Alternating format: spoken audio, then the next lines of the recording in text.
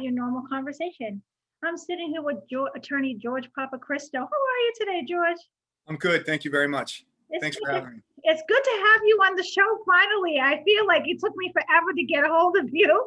And finally you're here. And I'm very, very happy to have you on the show today because we have a lot to talk about. So I would ask you how your holidays are, but everyone's been waiting for this interview. So I feel like we should just dive right into it. What do you think? Let's do it. Let's do it. Let's do it. So, if for all the people who are listening, if they don't know, you used to be a former prosecutor. So, I'm curious to know what made you decide to be in law enforcement at all. So it's kind of interesting actually. The reason why I got into law in the first place was to help, and I wanted to help individuals, victims of crimes, and police officers when I was young. Right. Between that, though, just to be honest with you, another passion that I had was acting. So the acting thing that I wanted to partake in, unfortunately, was not something that my parents had planned for, and nor were they appreciative of. So after doing a little bit of what I wanted to do in the acting area, then that's when I went into law school, and I started interning at the Quincy Clerk's office. Mm-hmm. And I really got a taste for civil service, and I really liked it. And but ever since I was maybe in my mid-20s, I wanted to be in law enforcement. I had ideas about being in the FBI, DEA, and along those law enforcement agencies. So it started interesting enough when I was in my 20s. Right. So you wanted to uphold the law, so to speak, because I hear you say FBI, DEA, prosecutor. You're now currently you're a defense attorney, so it's kind of strange to hear you say that you wanted to be FBI, DEA, because now you're on the other side of the fence. Before you decided to take this transition into being an attorney, tell me what it was like for you being one of the top prosecutors in Norfolk Superior Court, because you were in Norfolk, correct? I was. Well, I don't know if I would adopt that, although I'm very appreciative of that title. I did my job, and I thought I was, decent at my job. What made me, I thought, a little bit more passionate was my love of what I was doing and impacting people's lives. It's just interesting that, I mean, as a prosecutor, you do have the ability to positively impact people's lives. It's having that ability, though, as a prosecutor, to see that. And so when I first started, I forget how old I was. It was in my 30s, and starting in the Quincy Clerk's office, then getting my student internship with the DA's office, walking into court. I literally did not know what was going on. The arraignment session, there was the files on my desk. I was, every day that I went to work, I was sweating, literally sweating. I was, and I already had, and to the degree I still do, have social anxiety. So right. it was like I had to battle like 3 different things just to walk myself into that courtroom. So, but I loved it. I loved every minute of it. I loved the excitement of it, the adrenaline. But what I didn't realize, and I do realize now, as I've gone through my life experiences, most of them, right. is what you also like is the power, because you're in a position where your ethics have to be higher than that of a regular attorney. Right. So, but your power is also equivalent to that, because although we talk about, and I don't like using terms, labels, or we talk about presumption of innocence. Right. It depends who you ask, to be honest with you. So as a young prosecutor, I was like grabbing the police report, and I was like, oh man, oh my God, look what they did. Right. Like, okay, George, you're going to do an arraignment. You're going to do a pretrial. You're going to do pleas. And, so luckily enough, I have to say, as far as the Norfolk District Attorney's Office, they provided me a lot of training. They pulled me along, put me aside, people that were really, really reasonable individuals that took the time to speak to me. But for the most part, my first 2 years, I couldn't remember how many cases I handled. Or what I was doing. And I worked, before going to Norfolk Superior, which was my last stop. Right. I worked in all the district courts of Norfolk County except for Rentham. Okay. But what I did was I was also contacting officers. I was contacting other individuals to see how getting their input, and I was finding a lot of people were surprised that I was doing that, but it felt good. Right. That was a positive aspect of that job, other than the stress and anxiety, but you have the government behind you. Right. And now I realize that what I didn't realize back then. So I have to ask you this question. Was there ever a time as a DA that you found yourself looking at a defendant, and like you said, you would look through some of those papers and be like, wow, look what they did. That you found yourself standing in judgment of this person and saying, they do deserve to go to jail, or they probably did do this. And now you have to say to yourself, how much time does this person get? Because now their life is in your hands. And now it's up to you to decide what you're going to tell the judge that you want for a sentence. And how often did you really go home and think about this? How what you were about to do could not just affect the other person's life, but their family's life. So and I have to be honest, and this is part of the growing process that I went through in the beginning.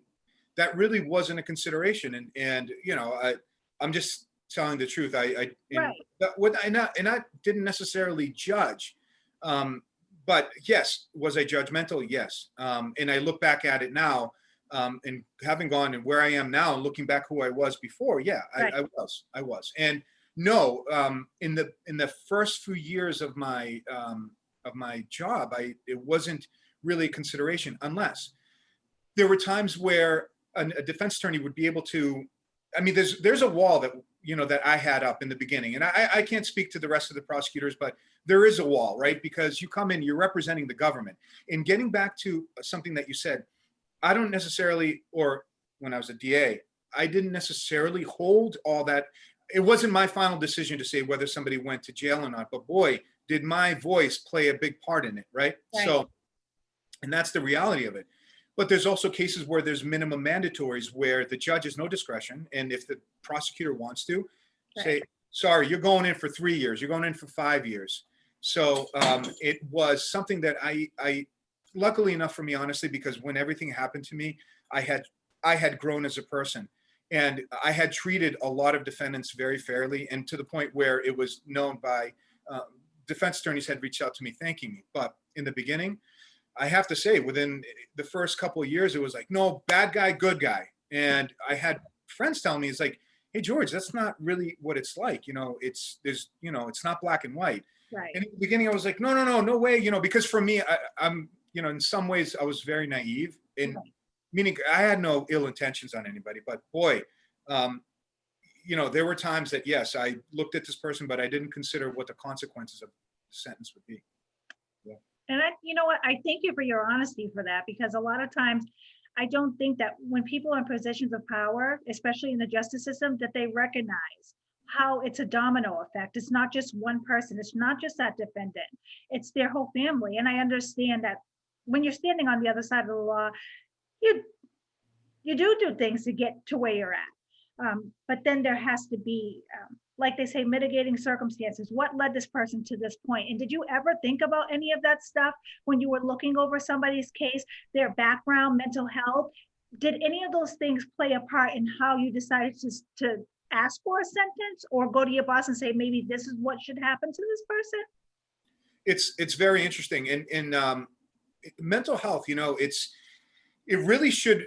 We've taken a lot of strides, or at least there's been more recognition in mental health now recently within the last couple of years. And actually there will be more because of the situation we find ourselves in. There's no question where there's going to be an influx of people that are already suffering from anxiety and depression as a result of what's happening. Right. And that's going to continue. So this is going to be a major consideration, I think, when we're looking, even when I'm dealing with individuals now, like including my clients, my friends, I'm taking a look at where, okay, we're not living under normal circumstances. So mental health, and people may not be acting the way they normally would. So there's a lot more recognition of it now. There wasn't that much back then. I have to be honest with you, within the first 2 years of my career, we've received training in mental health, but in considerations of, what would be the appropriate sentence, normally would be the person's record, and that's not in. I've learned, and this is just early on in my career. I developed and I became a lot more enlightened as my career progressed. Right. But in the beginning, honestly, normally what we look at as district court prosecutors is person's record. Right. So person has probation, then the next step, if there's for a similar crime, what would that be? So no, unfortunately not in the beginning, no. So how have you been able to make the mental switch from being a DA to being a criminal defense attorney? And what made you decide to make that switch? But more importantly, I did, again, like I said to you before, prior to the interview, I watched the Netflix series again last night, and you said something that was very, very profound, that it's just like reading a book. Sometimes you pick up things that you didn't pick up before. You said, when you walk into the courtroom as a defense attorney, you're walking on pins and needles and you're not knowing what to expect. And you're as scared as your client. Whereas before you were on the opposite end, and you, like you said, it was some sense of power. So how did you make that mental switch when you did decide to cross over from being a DA to a defense attorney? And what made you go that route? So, so starting first, I'm just going to start with the switch. So switching, I really didn't have many options, to be honest with you. I was placed in a position where I could no longer be a prosecutor. And so I could either, and I had a law license and I was a lawyer for, I think 8 years. I passed the bar in 2005, but I was with the DA's office since 2004. So let's say 2000. So that's 7 years of being a prosecutor, right? Right. So I had my career path to be a prosecutor. I was looking to becoming a federal prosecutor. So Wow. completely and even in 2010, I was close to becoming a DEA agent and so forth. So the switch was really either I give up law or I do what I know what to do, which is criminal work. Okay. And I'll tell you, the transition mentally was it was basically going from 0 to 60 in 1 second because I wasn't even processing what was happening to me, to be honest with you. Right. So for me to really understand why I was doing what I was doing, more the mentality was I got to get back on my feet. I got to start working again. I can't let my family down. I can't let other people down. And really what was the other choice would be criminal defense. So one of it was out of necessity. Right. And I had no other option. The way I looked at it is like, you know what? I know I'm suffering, but I gotta do something that is going to provide, because I lost my retirement. I didn't have enough to reach the vesting period, which is 10 years. So out of necessity, I became a criminal defense attorney. But I was still dealing with internally my own issues, which were masked. And at times where, I wasn't able to function because of my anxiety, my depression, PTSD, that as a result of it, and for many reasons. But through that pain, and I know we talked a little bit about it in the beginning before Right. we went live, it was that those feelings that I had. It was the way by which I made the switch. I went from being a prosecutor where representing the government, and really my worries were, I was always an anxious person. I always wanted to do the right job. I always wanted to do right by everybody. There's no question. I can look back and say, I've never prosecuted somebody that to the extent they didn't deserve to be prosecuted, meaning making a personal vendetta out of a situation. Right. Unfortunately, did I have frustrations? Yes, but I didn't have the foresight. And what I know now as a person was not necessarily true back then. So, but it was the pain that I went through. And it's in my interview with Lawyers Weekly. There was a time that I developed a dependence to alcohol, meaning that I needed that to get through the pain. And so I started thinking to myself, I'm like, feeling this pain made me relate to the people that I was representing. And I said, at one point, I said, you know what? I can't be taking breaks. I can't be I can't be stepping away. These people need me. Right. Suffering like I am. And this feeling of going from having power to having nothing it placed me in a defendant's position. It really did. Because what's the difference? Right. What's the difference? And so that made me then I realized, I was like, this is for real. And this is what people go through. This Right. is the pain that they feel. Yes. Yes. It's okay. No, it's all right. I understand. You know what? I'm getting emotional too. So please Yeah. just know that this is a part of this process. I think it's important for you to really understand that, like you said, I'm learning something from you right now. Pain encourages people to go forward even when they feel like they can't. Yeah. I mean, there was and I want to get to that because I think this will help you move forward with questions because if many people don't know, I think that everyone knows you. You were not a part of, but your name was mentioned in the drug lab scandals with Annie Dukin. And unfortunately, you were the object of her affection. And that was pretty obvious. But it did something to you because all of the media attention, all of the, did he did he allow her to do this? Did he allow her to set up defendants to basically get put in prison unnecessarily? There was thousands of people who were affected by this chemist, and you were affected by her web of lies in a way that you made the transition from DA to attorney. So can you talk to me a little bit about when the story first hit and you heard your name to the end before you made your transition? What was that like for you? It was horrible. It wasn't, so the process by which I ultimately left was a period of almost a month. And I'm talking about it, for me, it felt like forever because Right. once the story started and it took a life of its own, and because the question is, as I told you earlier too, the question was, why in the hell was she doing what she was doing? So everybody wanted an answer. They're like, there's got to be a motive. There's got to be a reason why.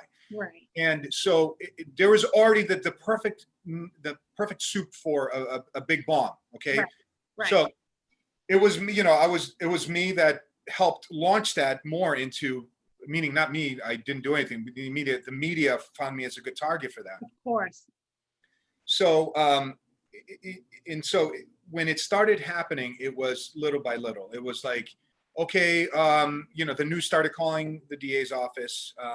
I was privy to some emails that were being sent by the reporter. And this time period was continued for like at least 3 weeks where I was questioned. You had communications with her. I was like, yep, I did. It was like all stupid stuff, to be honest with you. Right. And the more it continued, the more I started, this is where the other part where it's very, very important, is sometimes you can be made to feel guilty even if you're not guilty. Okay. Absolutely. And this is where I try to relate to my clients because when I don't mean to go off topic, but No worries. No worries at all. Go ahead. but what I think it's important, and part of what I think I try to do with my clients is because we're a team, right? I can't have a good defense without a good client, meaning a client that is ready, willing, and able to work with me. Right. But sometimes, we're all human beings. We're all suffering. So clients come to me at their worst time, and what they do is they beat themselves up. Okay, I can't. I'm so ashamed of myself. Blah blah blah. Like I'm so guilty. I deserve what I need to get. And so I know what I went through and the questions that I had, and even being questioned by the state police, which was ridiculous to me. But at that time, it was like I thought my life was ending. Right. So that is what exactly I know somebody's going through when they're accused of something. Okay. Right. There's a difference between being guilty and being sorry. Okay. And somebody can be guilty of something and can be sorry for what they did. And Right. There has to be a situation where we can't cookie cutter approach people or cases. But it was a horrible time period for me. There were times that I didn't know how I was going to make it through the day. And the closer that, and what was happening was they were developing a story, and the story was that I had an affair with this woman. And how it started was I have my suspicions, but I can't prove it, of how this started was there was an email that I had sent to her. Right. Back in 2007, after a large case that we resolved. And she started to involve me with her family issues. Her husband had reached out to me, and was calling her a liar. So that email, I emailed her and I said, I need to be cut off from you.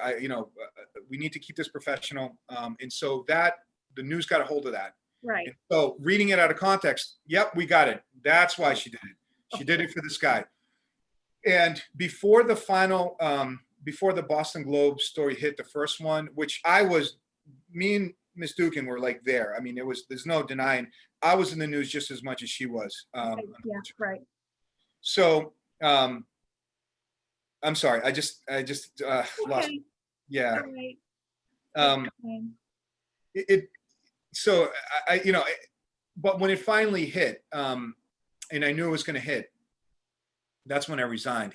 But luckily enough, I mean, I shouldn't say luckily, but they knew that once they did enough digging that I never had an affair with this woman.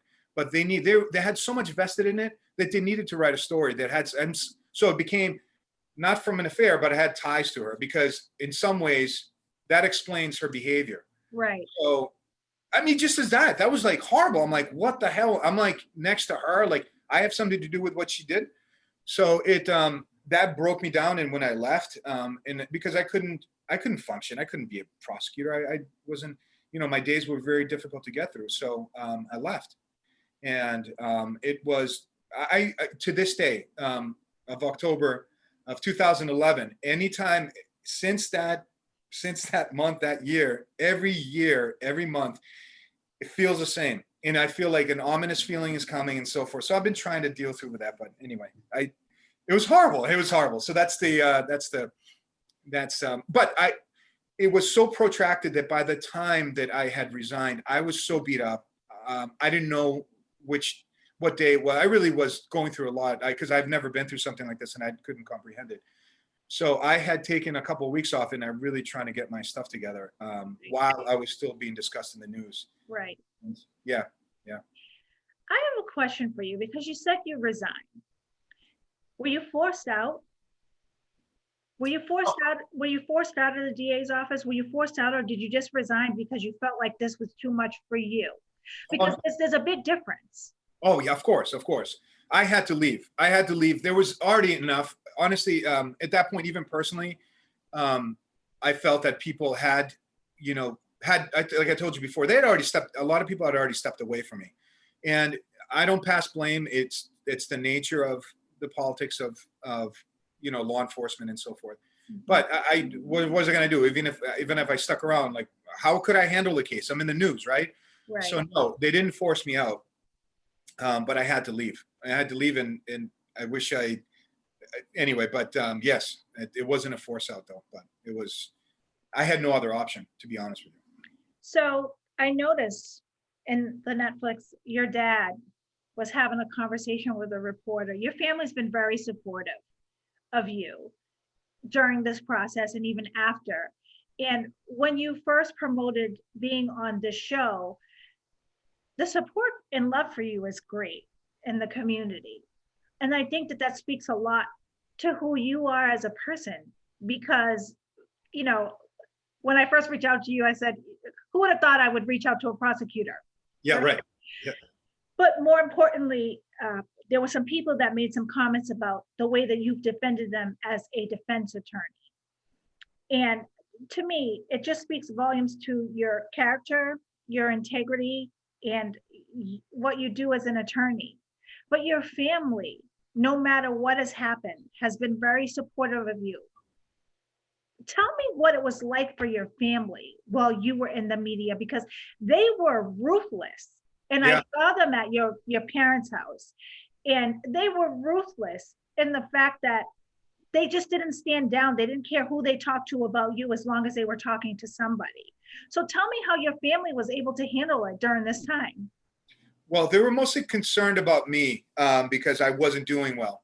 And I'll tell you about the media. Although I do not like this man, Mr. Trump, former President Trump, whatever you want to call him, he did invent a terminology that is very correct, which is fake news. And back in 2011, we, for the most part, I don't think there was much question of the media. Mm-hmm. So that had taken, everybody assumed that it was true, but when they were relentless, they were emailing the press office, and it went from Attorney ADA George Papachristos to George. And there was a specific email, is George single? I was like, is this really, are they really emailing the DA's office and speaking like that? And then what was happening was they were going to the courthouses. They were saying, oh, did you hear about George and Annie having an affair? And this is the interesting part of this part of before my resignation. Defense attorneys were calling me. Defense attorneys are like, hey, George, I'm just giving you a heads up. There's a lot of talk going on. I wanted to give you a heads up. And I'm like, what? I'm like, the defense bar was, I couldn't believe it. Even at times publicly came to my defense. And I was like, wow. So anyway, but my family, they were more concerned about me. And, and there was times that I wasn't doing well, but we have a very strong family dynamic. We've been through a lot, generally as a family, and I didn't want to let down my parents. They fought hard for us. They sacrificed for us. Sorry, I'm like getting emotional because they gave up a lot to be where we're at. And so, but they just wanted me to get better. They didn't have any expectations of me or wanted me to do anything. They just wanted me to get better. But I mean, they came to the house. We've never had something like that. My dad didn't know how to deal with it. So, Right. yeah. Yeah, I saw that. It's okay. Yeah. It's okay. Now that you've been through this, and it seems like you definitely have a lot of trauma around this whole situation. I don't think it's something, sometimes, I've always found that when I go through something, it's because I have to learn something. So it appears that you have become very humble. And so you walk differently, you think differently, you talk differently. So when you go into the courtroom and you're defending your client, what is your main objective? Because now you know that sometimes the system fails. It failed for you. You were a DA and you were popular. A lot of people knew you. They talked about you. They said that you were a great guy. But some of those same people turned their back on you and said, nah, I don't want to have anything to do with this guy because he's in the media. I don't want to be associated with it. So for you walking in the courtroom now as a defense attorney, what is your main goal when you're defending a client as opposed to when you first started this, after all that you've been through? So I, even at the outset of, becoming a defense attorney, getting my first couple of clients, I was like all about helping them. And it's interesting because so I don't know what happened in my brain, but it automatically went from prosecution mode to defense mode, and walking. I mean, from the beginning, I'm talking about from my first client. I remember my first client like it was yesterday. Somebody a very big attorney that has a really big firm. It was an individual that was very close to them. And in the middle, I'll never forget who this person is. In the middle of all the controversy in like 2012 or 2013, he reached out to me and said, I have somebody very close to me that I need you to represent him. And I walked into that as in everybody was my enemy. Okay. Right. Because I needed to guard my client.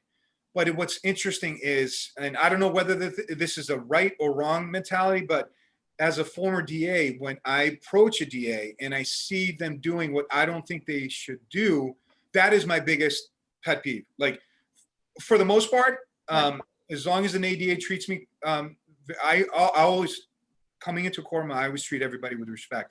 I always come in humble and respectful because I want to give the person their opportunity to show who they really are if they're not like that. Because as much as I'm humble, I know that where my skills lie. So if I have to turn it up, I want it to be as a result of somebody that is not respecting me or my client. Right.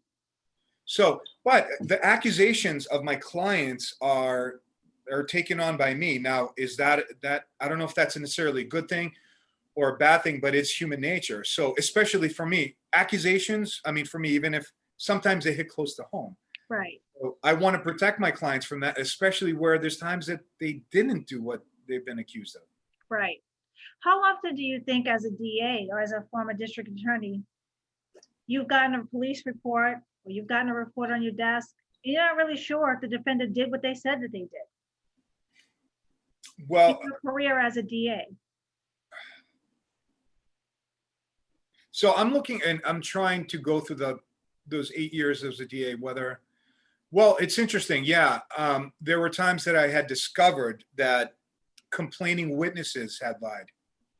And it's reflected in the police report that required me, because for good and bad, the justice system is based on an approach where it's a CYA. And, if you don't do this, then you're going to be in the news for that. And so a lot of people operate and cover your ass bases, which is not necessarily true or should be the case. But so I had to then take what I saw and then talk to the police officer about it, try to determine where the miscommunication was, if there was a miscommunication, and whether in fact it's either a misstatement or an outright lie. There were at least 2 times that that I encountered that with civilian witnesses, requiring dismissal of cases. Now, if I had specific opportunities that I was able to have a police officer that lied in a report or lied on the stand, I can't say independently that I ever saw that happen. Right. I think, honestly, I would have remembered it. And if they had, I would not have just let it go. But I don't know, because it's my mentality now, but so now I scrutinize a police report like I'm making soup, because I don't know how to make soup. So if I were to make soup, I need to know everything that's in there and how to make it. Right. So now I'm more questioning the police officers when they take the stand. And yes, I have seen situations where there's small twitches in a report that are put in there in order to help frame whatever the theme of, the case may be. Right. I have seen that. I have seen and I've experienced, at least on one occasion, where there was testimony that wasn't accurate at all. And so it happens. It happens. And as a DA, though, I mean, if I had encountered something that egregious, and even the Norfolk DA's office, and I got to give them credit, they have good DAs that listen. At least it's been in my experience. And I think, I can't speak to the office now, but a lot of my coworkers would have done something about it. I see that the media has pretty much changed you, and circumstances have changed you, right? So at this point, you're not standing at a crossroad anymore. Initially, you got out of the DA's office, you became a defense attorney, and you were still at a crossroad. There's still a lot of pain there. I can see that. It's evident, right? So I'll do what no one has done. I'm sorry. I'm sorry that this happened to you. I'm sorry that the justice system wasn't so just. And I know firsthand what that feels like. So I'll speak to that alone. I apologize. I apologize that, people, I think that what I want, my podcast is to help people to understand that we have to look at people as individuals, no matter if they're police officers or prosecutors or judges or whatever. That's just like saying all Black people are the same. This is why we have so much racism. You need to take people for who they are as individuals, and then you decide how you deal with them. And at this point, I have always been a person who said the justice system isn't so just, and they don't even treat their own people fairly.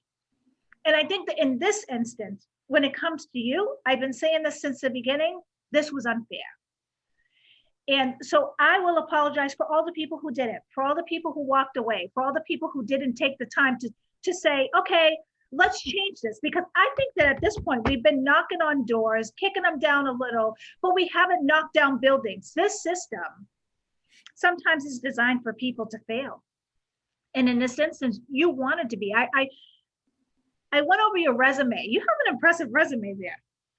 And you were born essentially to do this.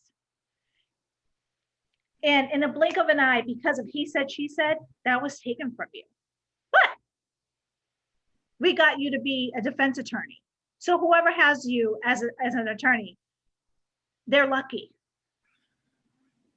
Yeah, thanks. They're lucky. They're lucky because now they get to the best of both worlds. You were already on the other side. You already know what the people are thinking. You know what your client's record looks like. So you already know what the DA is going to come out and say about your client's record. You know all of those things. Yeah. Attorney Papachristos, I think that it's time for us to turn it up when it comes to the justice system, when it comes to systemic racism, when it comes to unjust things in the system, whether it's crooked cops or crooked DAs or crooked defense attorneys, whatever it is, it's time for us to turn it up. And you were a casualty of war because they were trying to get to the bottom of something. And like the Sean Ellis case, what do you think about that? What are your thoughts on that? On Sean Ellis going to jail for 22 years for something that he didn't do. And now he's still fighting to get something off his record that should have never been there. Should have never been there. What do you think about that? If you were the DA on this case, how would you handle this knowing what you know now, and not just from the media, from his own attorney? who is, by the way, a great attorney. Oh yeah. So what would you, as a prosecutor, you say that you walk in integrity, you walk in truth. After knowing all of this, how would you handle his case? You know, I have to say, so I'm a different person than I was 7 years ago, and that's completely. So it's not a. I mean, oh, by the way, let me go back and say thank you for everything you just said, and I don't want you to apologize because what you've been nothing. I wouldn't take that experience back because it's made me a better person. Although that there are things that have traveled along with it that I'm working with, Right. but those parameters make me a better person. But for me now, going back to your question, it would be hard for me to say because if I was a prosecutor now, I'd obviously take a look at the case a lot differently than I would 7 years ago. Right. So it'd be hard for me to say unless I had whatever they had in front of me to make my own assessment of it. I mean, we can say that there should be standards of review, standards of what evidence should be, and whether it's evidence is questionable, whether it's coming from, the notion that, all right, so he said, she said, and we'll Right. let the jury figure it out. For me, it's kind of scary Right. because, I mean, what's going to happen to my client if he or she gets hooked is possibility of jail, right? So the jury shouldn't always be the last, or I shouldn't say that jury's always going to be the last determiner of facts. But if there's something that is exculpatory in there, if there's something that the prosecutor can look further into, maybe uncover something, Right. That's the approach that I would take because I don't even know if I'd be able to go back, to be honest with you. I mean, through my experiences in being a different person, but having a prosecutor that is also previously a defense attorney, in my opinion, my humble opinion, makes them a better prosecutor. That is just my opinion. At least for my experiences that I've seen, because I think they have the benefit of what you described, but also from a human standpoint, meaning, okay, I know this person messed up. It's kind of like the colloquial term, she messed up, and when you can have a conversation like that with a prosecutor, meaning drop your guard down and say, let me just tell you about my client. They messed up. Do they deserve to, and believe me, I'm lucky enough that there's prosecutors that I'm able to do that with that treat me very respectfully. And for me, that is, how I'm treated by the court, the judges, the court staff and DAs. I mean, it's very important to me because obviously as a person of where I was and how I was judged to where I am now, but also in a reflection of my client, because they're going to listen for the most part what I have to say about my client, and being able to have those discussions with DAs is wonderful. I mean, I get goosebumps when I'm like, you'd be able, I don't know. I'm just kind of emotional like that, but. Right. Right. I am too. I'm trying to hold it together for the both of us. Somebody's got to do it, and it might as well be me, and that's okay, because again, this is what this show's about. It's about making people, it's about awareness. Yes. A lot of times people will sit down and they'll talk about something they saw on TV, or there's families out there that are struggling because their loved one is incarcerated, maybe for something that they didn't do, or maybe for something that that isn't as big as the media has portrayed it to be, and now they're wondering what's going to happen next. And that's a scary thing. And so now you've been on the other side of it. So now you see how it feels as a defendant, because you were essentially a defendant. For a minute there, you were on the hot seat, and they basically were saying, yeah, you had something to do with this. You stand right beside her as her co-defendant. Yep. Knowing all of those things puts you in a position for me to ask you this. If you had all the resources in the world to address just one problem, one, in the justice system, what would it be and why? Oh, well, okay. I know it's going to sound stereotypical, but politics, really, at the end of the day. I don't know. I'm an independent, so I'm not much of a.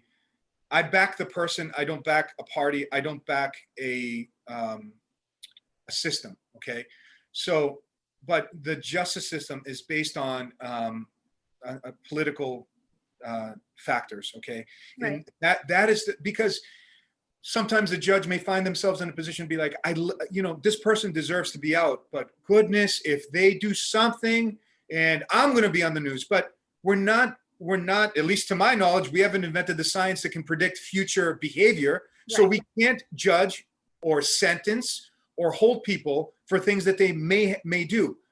That is my biggest, and I don't understand that aspect of it. And it's because, once again, because of media, we were afraid of the media attention. Right. So that's not a way to operate. If you're looking at somebody that deserves a break, but politically it's going to be a big explosion, I don't see an option. You treat that person how they should be treated.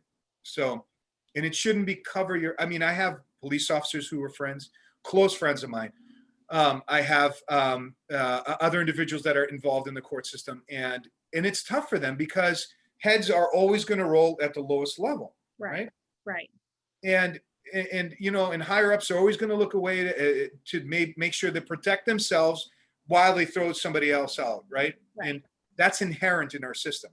Right. And the other part of it is we're subject to fallibility. We're human beings, Mm-hmm. and there needs to be some more, some less ego and more communication. I don't know if that makes sense, but It makes sense to me. yeah. So I want you to tell all the viewers, everybody that's listening, how we can find you. Because if someone's looking for a good attorney, if someone's looking to have someone represent them, how can we find you? I see. Yeah, well, if they type in George Papachristos on Google, they'll find me. One way. Well, we know what Google can do, right? Yeah. It brings up all the bad stuff before it brings up the good stuff. So Yeah. you just give us so is there your law firm? Is it just your name? It's law office of George and Papachristos. Okay. It's very easily. I have a website. I have social media outlets. It's pretty easy to find me. So. Well, I know. And sometimes it's unfortunate. I wish I could take it all away, but I know that it is easy to find somebody. I want people to know who you are, what you stand for today, how you can help the community, because now you really are of service. Not to say that you weren't before as a DA. I think that a lot of things about you have changed over the years, and it's made you a better person. It's made you wiser. It's made you walk different, talk different, and it's not a bad thing. I want you to know that the system needs more people like you. And unfortunately, you did have to go through this. And like you said, you had to go through it, because had this been 7 years ago, the way that you look at things, the way that you deal with things would not be the same. Unfortunately, it took a lot out of you. And I hope in time that it heals a lot for you. But I want you to know that the system does need more people like you. And I appreciate you. Well, I do. I'm very humbled, and I don't know I'm not good at compliments, or I don't think I deserve the title of what you just said, but I'm very, you've treated me so well, and you've given me a lot of positive feedback. And, honestly, it helps. So I thank you. And I'm just one person at a time. You can really make a difference one person at a time. Absolutely. There's a lot of good of social media, but I see a lot of bad with social media. And absolutely. And the tendency for us, and this is what I've learned, is that we are living with blinders in front of us, based on either our prejudices, our anger, our pain, which makes us human beings, though. But if you take a step back and you're able to at least notice that there is something blocking you, then you'll be able to listen to what somebody has to say and realize that even the voice that is unreasonable to you is still a voice. So whether you suppress it now, it's going to come back. Whether it's the extreme right, extreme left, whether it's pro law enforcement, whether it's criminals, all those things, are a part of our life. And communicating and listening, which is a skill that a lot of us are starting to lose, especially now, is very important. Because when you stop listening, you stop learning. Absolutely. And I definitely agree with that. You couldn't have said it better. I couldn't have said it better. I want you to know that I'll be looking for you when I go to take my LSATs, because I need somebody to help me study. I think that just knowing you and seeing the positive impact that you have on the community is something that I strive to do. You know, I want to be able to get in there and kind of get my hands dirty and say, hey, listen, the system isn't always so just. And there's a lot more hurt and pain in there than there is victory, where both parties can come out and there's a learning experience. It just seems like it's more of a modern day plantation where, you know, let's enslave people in this system that they can never get out of. And it almost appears as if it's designed for people to fail, especially Black and brown people. I spoke to you about this when I first started talking to you. So hopefully we can change the narrative of what people say about people in general, what Well, they you're say about you. well, you're doing it, but let me say something that's very important that I commend you because what is not known is the pain that you're going through and the pain that you're going through as a result to make these changes. So I give you credit, and it does provide you perspective, but Right. that's not easy to get through a day when you're like, I'm already like feeling the pain. I'm already been hurt. I've already got open wounds, but Right. yet I'm pushing through these Right. wounds and causing more wounds in order to make a difference. So I think you need to be recognized for that, to be honest with you. Thank you. You know, I when I bring people on this show, I strive to help the viewers and the people that are listening to find some understanding and to find really some balance. You know, society sometimes can be very harsh, and we're so narrow-minded in the way that we view people and things and the justice system and, you know, all of those different things. So what I'm trying to do is open up people's eyes. It's not always what it seems, and everything you hear isn't always real. Even some of the things you see isn't always what it is. I mean, you said so yourself, you've looked at evidence in the past, and sometimes it isn't what it appears to be. So I just want people to really open up their minds, in their eyes, in their heart, to say, you know what, Yeah. maybe I need to think differently, or maybe I shouldn't be so quick to pass judgment. Maybe there's a lot of laws that need to be changed. And I feel like at this point, I'm only one person, but like you said, one day at a time, one person at a time, I Yeah. think that's where I'm at. I have no choice but to be there. So I thank you for coming on the show. I commend you for pushing through this. I really do. I commend you for even still being in law at all. I would have, if it was me, I think at that point in time, I probably would have dropped off the face of the earth for a little while and come back, but you stuck with it. And I think that that's important. And it shows a lot about who you are and your character and how strong you really are, even when you thought you couldn't make it. I think that that's important for you to see that you're strong and you've come a long way. So we thank you. I thank you for coming on the show, for sharing your story. I know that that wasn't easy for you. Yeah. Yeah. Um, and again, I'll be looking for you. I'll be following up in a couple of months to see how you're doing. You hang in there, stay strong. Everybody, George Papachristos, if you're ever looking for a good attorney, please Google him. Go past all the bad stuff. Don't read it. Old news. It's fake news, like Donald Trump says, fake news. Yeah, I'll give them that. Right. That's the only thing he came out with that made sense, is the fake news Okay. thing, right? The only thing I'll say on record, I'll give them that. That's it. Right. You guys, thank you for joining Not Your Normal Conversation with the girl to wanna be and attorney Papachristos. You guys have a blessed evening and stay tuned. I'll see you next week, everybody. Bye. Bye. Thank you. So George, I'm gonna stop the recording. Okay.